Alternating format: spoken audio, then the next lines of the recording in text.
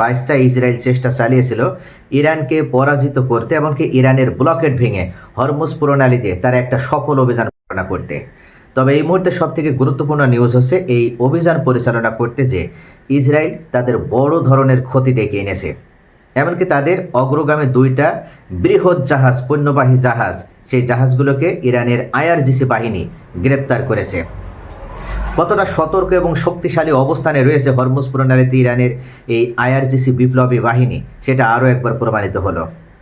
বিপ্লবী গার্ড তারা শক্তিশালী অবস্থান ধরে রাখার মাধ্যমে ইসরায়েলের অভিযান সম্পূর্ণভাবে ব্যর্থ করে দিল এবং ইসরায়েলের অভিযানে ব্যবহৃত হওয়া দুইটা গুরুত্বপূর্ণ পণ্যবাহী জাহাজ এমএসএস ফ্রান্সিসকা এবং ইমা মিনাদেস, এই দুইটা জাহাজকে গ্রেপ্তার করে, আটক করে, জব্দ করে ইরানের সীমান্তে নিয়ে যাওয়া হয়েছে বা ইরানে নিয়ে যাওয়া হয়েছে। অত্যন্ত সফল একটা অভিযান ইরান পরিচালনা করেছিল। গতকালে আমরা দেখেছিলাম আমেরিকা অভিযান চালিয়ে বা আমেরিকার ব্লকেড ভেঙে ইরানের পণ্যবাহী জাহাজ 900 ফুট দীর্ঘ এই পোস্কা যখন যাওয়ার চেষ্টা করেছিল, তখন এই জাহাজটিকে আটক করেছিল, এমনকি জব্দ করেছিল আমেরিকান বাহিনী। এরপরই যুদ্ধের নতুন রূপ নেয়, অর্থাৎ সম্পূর্ণভাবে ইরান প্রতিশোধপরায়ণ হয়ে ওঠে এবং তারা উল্লেখ করে যে যতক্ষণ পর্যন্ত এই ব্লকেড আমেরিকা না ভাঙবে ততক্ষণ পর্যন্ত কোনো ধরনের যুদ্ধবিরতিতেও আর ইরান বসবে না বা কোনো শান্তি আলোচনাতে বসবে না। শেষ পর্যন্ত ইরানের দাবির কাছে, এমনকি ইরানের এই একগুঁয়েমি জেদের কাছে নতি স্বীকার করতে বাধ্য হয়েছে আমেরিকা। সুপার পাওয়ার আমেরিকা তাদের কার্যত এই সুপার পাওয়ারগিরি তো শেষ হয়ে গেল এবং চীনের উত্থানে কোনো ধরনের রক্তপাত ছাড়াই চীনে এক মহা বিজয়ের মাধ্যমে, অর্থাৎ মহা বিপ্লবের মাধ্যমে চীন, ইরান এবং রাশিয়ার একটা ত্রয়ী শক্তির সুপার পাওয়ার বলয় তৈরি হয়েছে। এই বলয়ের মাধ্যমে ইরান আজকে এই গুরুত্বপূর্ণ প্রতিরোধ গড়ে তুলেছে এবং ইসরায়েলের এই অভিযান সম্পূর্ণভাবে ব্যর্থ করে দিয়েছে। তবে এখানে বিশ্বাসঘাতক হিসেবে আবির্ভূত হয়েছে ইউরোপ, যে ইউরোপ প্রথম থেকেই ইরানের পাশে আছে এবং তারা এই যুদ্ধে এখন পর্যন্ত আমেরিকার কোনো চেষ্টায় বা কোনো কৌশলেও তারা এই যুদ্ধে জড়ায়নি। তারপরও ইসরায়েলের স্বার্থের কথা যখন আসে তখন যেন এই রাষ্ট্রগুলো অন্ধের মতন ইসরায়েলকে সমর্থন জানায়। আরও একবার সেটাই প্রমাণিত হলো। ইউরোপীয় ইউনিয়নের অন্তর্ভুক্ত 27টি রাষ্ট্রের ভিতরে 26টা রাষ্ট্রই ইসরায়েলের বিরোধিতা শুরু করেছিল। আমরা দেখেছি স্পেনের সিংহপুরুষ পেদ্রো সানচেজ, তিনি যখন ইসরায়েলের বিরুদ্ধে, ইসরায়েল যে মানবতা বিরোধী অপরাধ করছে সেটার বিরুদ্ধে যখন এক শক্তিশালী পদক্ষেপ নেওয়া শুরু করলো, তখন তার দেখা দেখি যেন ঘুমন্ত সিংহরা জেগে উঠল এবং একদল সিংহের হুঙ্কারে গোটা ইউরোপীয় ইউনিয়ন তারা আমেরিকার কাছ থেকে নিজেদের সম্পর্ক শুধু ছিন্ন করেই নিল না, তারা ইসরায়েলকেও এই মুহূর্তে গোটা বিশ্বের জন্য, মধ্যপ্রাচ্যের জন্য সবথেকে বড় হুমকি হিসেবে চিহ্নিত করলো এবং উল্লেখ করলো ইসরায়েলি হলোক্যাস্ট ঘটিয়ে তারা মুসলিমদের উপরে দোষ চাপানোর চেষ্টা করে। তবে এবার ইসরায়েলের বিরুদ্ধে যেয়ে ইসরায়েলের সাথে সকল ধরনের বাণিজ্যিক এবং সহযোগিতামূলক যে কোনো সম্পর্ক ইউরোপে আর থাকতে চায় না। এমনকি ইউরোপে ইসরায়েলের যদি কোনো বিনিয়োগ থাকে, ব্যাংক সেক্টরে, যে কোনো উন্নয়নমূলক সেক্টরে, সেই বিনিয়োগও ইসরায়েলকে ফিরিয়ে নিতে হবে, বা এক কথা ইসরায়েলের সাথে সব ধরনের সম্পর্ক ছিন্ন করার জন্য ইসরায়েল বিরোধী বিল উত্থাপন করা হয়েছিল ইউরোপীয় ইউনিয়নে। সকলে আশা করেছিল, সকলেই মনে করেছিল যে এবার ইউরোপীয় ইউনিয়ন একটা বাস্তব ভিত্তিক পদক্ষেপ নিতে যাচ্ছে এবং তারা ইসরায়েলের সাথে সব ধরনের সম্পর্ক ছিন্ন করে এই মুহূর্তে তারা একটা সঠিক কাজটি করতে যাচ্ছে। কিন্তু আশ্চর্য হয়ে যেতে হয়, এই পশ্চিমারা কতটা বেঈমান, কতটা বিশ্বাসঘাতক। তারা কোনোভাবেই সত্যটা দেখেও সত্যের পক্ষে যেন তারা শক্তিশালী অবস্থান নিতে পারে না। ঠিক যেমন মধ্যপ্রাচ্যের মুসলিম নামধারী রাষ্ট্রগুলোতে এক একটা গাদ্দার বসে রয়েছে, এই ইউরোপের রাষ্ট্রগুলোতেও সেম একই অবস্থা। ইসরায়েল বিরোধে 10 লক্ষ গণস্বাক্ষর হয়েছে, অর্থাৎ গোটা ইউরোপে 10 লক্ষ গণস্বাক্ষর হয়েছে। এমনকি নেদারল্যান্ড, আয়ারল্যান্ড, স্লোভেনিয়া, এমনকি স্পেন, পর্তুগাল, এই রাষ্ট্রগুলো তারা সকলেই সোচ্চার ছিল, তারা চেয়েছে যে ইসরায়েলের সাথে সব ধরনের সম্পর্ক ছিন্ন হবে। কিন্তু কথায় আছে, যদি সরিষার মধ্যে ভূত থাকে তাহলে এই ভূত তাড়াবে কে? তেমনটি হয়েছে ইউরোপীয় ইউনিয়নের ক্ষেত্রে। এখানে আমরা দেখতে পেরেছি মারাত্মক দুইটা পক্ষ তৈরি হয়ে গেছে। এক পক্ষ তারা শক্তিশালী অবস্থান নিয়ে ইসরায়েলের বিরোধিতা শুরু করেছে, কিন্তু আর এক পক্ষ জার্মানির নেতৃত্বে, জার্মানি এবং ইতালি ও ফ্রান্স, তারা এক পক্ষে অবস্থান নিয়ে ইসরায়েল বিরোধী বিল সম্পূর্ণভাবে ব্যর্থ করে দিয়েছে।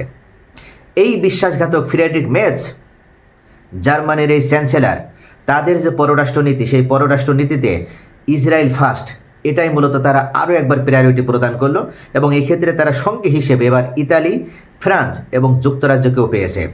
যদিও তারা ইরান যুদ্ধে অংশ নিতে চায়নি, শুধুমাত্র ইরানের ক্ষেপণাস্ত্রের ভয়ে। এখন এটাই স্পষ্ট হয়ে গেল, পরিষ্কার হয়ে গেল, ইরানের যে ক্ষেপণাস্ত্রের সক্ষমতা, এই ক্ষেপণাস্ত্রের সক্ষমতার কথা ইউরোপ জানতে পেরেছে এবং ইউরোপের সাজানো গোছানো দুনিয়াতে তারা যে জান্নাত গড়ে তুলেছে, এই দুনিয়ার জান্নাত তারা ধ্বংস হতে দিতে চায় না এবং যে কারণে তারা ইরানকে কোনোভাবে রাগান্বিত করতে চায়নি। তবে শেষ পর্যন্ত তারা ইরানের বিরুদ্ধে ঠিকই গেল, ইরানের বিরুদ্ধে যুদ্ধে না অবতীর্ণ হলেও কূটনৈতিকভাবে ইরানকে একটা বড় ধরনের পরাজয় এনে দিল।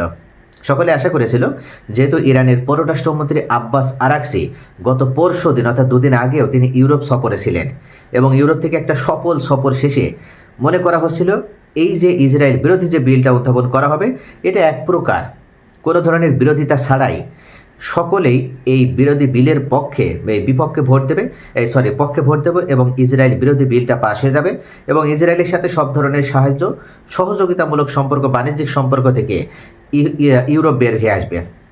কিন্তু ইউরোপ সেই অন্ধকার থেকে বের হতে পারল না, অবশেষে ইউরোপ আবার সেই অন্ধকারের অতল গহ্বরে হারিয়ে গেল। তবে ইরান এখানে চরম আকারে একটা ধাক্কা খেলেও এই মুহূর্তে একটা বড় বিজয়, অন্তত অস্থায়ী যে যুদ্ধবিরতিটা ছিল সেই যুদ্ধবিরতির মেয়াদ আজকে শেষ হয়েছে। কিন্তু ডোনাল্ড ট্রাম্প উল্লেখ করেছিল মেয়াদ শেষ হলেই তারা ইরানের উপরে মারাত্মকভাবে বৃষ্টির মতন করে বোমা বর্ষণ করবে যদি ইরান আমেরিকার সাথে শান্তি চুক্তিতে বসে কোনো ধরনের ডিলে না আসে। কিন্তু ইরান সাহসী, তারা উল্লেখ করেছে, তারা সিংহের গর্জন দিয়ে জানিয়ে দিয়েছে যে আমরা কোনো ধরনের মিথ্যা বা সাজানো নাটকের মাধ্যমে মঞ্চস্থ করা যে শান্তি না বা আপনার যে আলোচনা, যে পিস্টক, সেই পিস্টকে আমরা বসবো না। এবং শেষ পর্যন্ত ডোনাল্ড ট্রাম্প সে না পারছে ইরানের উপর আক্রমণ করতে, না পারছে ইরানকে শান্তি আলোচনাতে বসাতে এবং যে কারণে শেষ পর্যন্ত সে এই অস্থায়ী যুদ্ধবিরতির মেয়াদ অনির্দিষ্টকালের জন্য বৃদ্ধি করেছে। তবে এখানে একটা প্রশ্ন তৈরি হচ্ছে, যেহেতু এমন কোনো ঘটনা পূর্বে ঘটেনি যে শান্তি আলোচনার মাধ্যমে চুক্তিতে উপনীত হওয়া ছাড়াই যুদ্ধবিরতি ঘোষণা করে এক পক্ষ, এমনটা যেহেতু ঘটেনি, তাহলে এখানে কি এমন কারণ আছে যে ইরান এবং আমেরিকার মধ্যে যুদ্ধবিরতি কোনোভাবেই কার্যকর হচ্ছে না?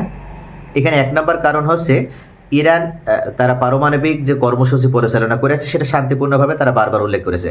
কিন্তু আমেরিকা এই মুহূর্তে জানাছে যদি ইরান এই পারমাণবিক কর্মসূচি পরিচালনা করার যে ইউরেনিয়াম সমৃদ্ধ করেছিল সেটা যদি তারা আমেরিকার হাতে তুলে দেয় তবেই কেবল এই যুদ্ধবিরতি কার্যকর হবে বা তারা শান্তি চুক্তিতে আসবে। কিন্তু ইরান একজোট করেছে, তারা উল্লেখ করেছে যে কোনোভাবে আমাদের একজনও যদি জীবিত থাকে তাহলে সেও শেষ পর্যন্ত লড়াই করবে এই ইউরেনিয়াম কার্যক্রম পরিচালনা করার জন্য। অর্থাৎ ইউরেনিয়াম কোনোভাবে আমেরিকার হাতে তুলে দেওয়ার প্রশ্নই ওঠে না। এখান থেকে মূলত শুরু হয়েছে এই দ্বন্দ্বের, অর্থাৎ আমেরিকা এক পক্ষে অবস্থান করছে, ইরান আরেক পক্ষে অবস্থান করছে এবং যে কারণে কোনোভাবে যুদ্ধবিরতি চুক্তি হচ্ছে না।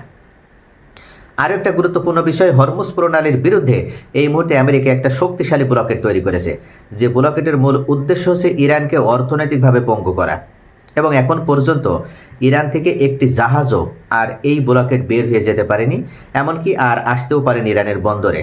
আর এটা যদি আগামী এক সপ্তাহ ধরে চলতে থাকে তাহলে ইরান যুদ্ধবিরতিতে না আসলেও বা তারা শান্তি আলোচনাতে না আসলেও এই ব্লকেটের মাধ্যমে ইরানের অর্থনীতি চরমভাবে ক্ষতিগ্রস্ত হবে।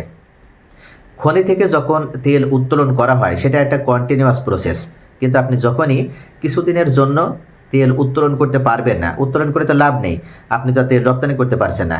যখন কিছুদিনের জন্য তেল উত্তোলন করতে পারবেন না তখন আপনি আবার হঠাৎ করে কিছুদিন পর যখন তেল উত্তোলন করতে যাবেন আপনাকে আবার বিলিয়ন বিলিয়ন ডলার খরচ করে আপনার প্রকৌশলে আনতে হবে, এমনকি আপনার মেশিনারিগুলো সঠিকভাবে ঠিকঠাক করে আবার ব্যবহার করতে হবে বা ব্যবহার উপযোগী করে তুলতে হয়। আর এই কারণে এই মেশিনারির পেছনে দেখা যায় যে বিলিয়ন বিলিয়ন ডলার আবার অপচয় হয়ে যায়। এখানেই আমেরিকা ইরানকে চরমভাবে অর্থনৈতিকভাবে ভেঙে ফেলতে চাচ্ছে, পর্যদস্ত করতে চাচ্ছে। আমেরিকার ধারণা যদি এই ব্লকেটটা স্থায়ীভাবে ইরানের জাহাজ বন্ধ করতে পারে তাহলে মূলত ইরান বৈদেশিক মুদ্রা উপার্জনের পথ সম্পূর্ণভাবে বন্ধ হয়ে যাবে এবং ইরান তারা যেভাবে একের পর এক ক্ষেপণাস্ত্র, ড্রোন সক্ষমতা গড়ে তুলেছে সেটা তারা আর করতে পারবে না। তো এদিক থেকে বলা চলে যে ইরান এখন পর্যন্ত একটা বড় ধরনের পরাজয়, তারা কিন্তু পরাজয়ের ভিতরে রয়েছে, স্থায়ীভাবে এখনও পরাজয় হয়নি, কিন্তু এই ব্লকেট যদি ইরান ভাঙতে না পারে তাহলে শেষ পর্যন্ত হয়তো আমেরিকার কাছে তাদের পরাজিতই হতে হবে। তবে ইরান একদিক থেকে এগিয়ে আছে, কূটনৈতিকভাবে তারা এগিয়ে রয়েছে, এমনকি ইউরোপকে এই মুহূর্তে ইসরায়েল বিরোধী করতে পেরেছে। অন্তত 2-1টা রাষ্ট্র ছাড়া ম্যাক্সিমাম রাষ্ট্র ইসরায়েল বিরোধী হয়ে উঠেছে। এক্ষেত্রে ইরান বড় ধরনের একটা কূটনৈতিক সফলতা লাভ করেছে। আর ইসলামাবাদের শান্তি আলোচনাতে অংশগ্রহণ না করেও ইরান তারা জানান দিতে পেরেছে যে তারা এই মুহূর্তে ভূপ্রকৃতিগতভাবে শুধু নয়, তারা এই মধ্যপ্রাচ্যের একটা অন্যতম শক্তি শুধু নয়, তারা বিশ্বের রাজনীতি নিয়ন্ত্রণ করার মতন একটা শক্তি অর্জন করেছে।